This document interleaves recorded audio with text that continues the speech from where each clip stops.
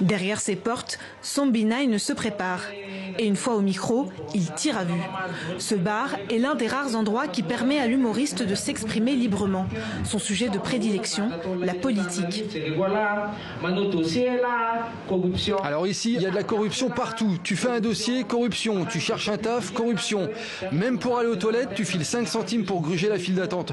Je ne sais pas si vous avez déjà vécu ça. Je suis peut-être le seul, mais j'étais très pressé. Cet après-midi, Sombi 9 se produit devant un public visiblement conquis. Ils ont traité les sujets, vraiment, de la vie quotidienne.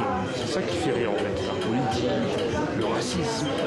À 21 ans, il vient de créer son propre comédie club, le Sombi 9 Comedy Club, à l'image du Jamel Comedy Club en France. Ce collectif est composé d'une dizaine de jeunes âgés de 18 à 22 ans et pour la plupart étudiants. Fan de l'humoriste français Roman Frécinet, Sombi 9 découvre sa vocation il y a 4 ans.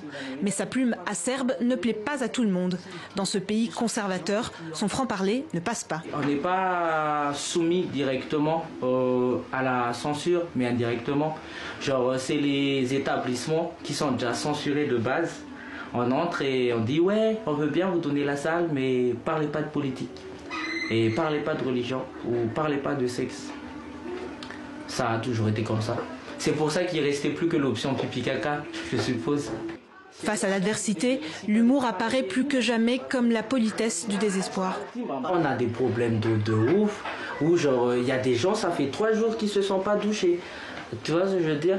Et je vais même pas oser dire c'est moi.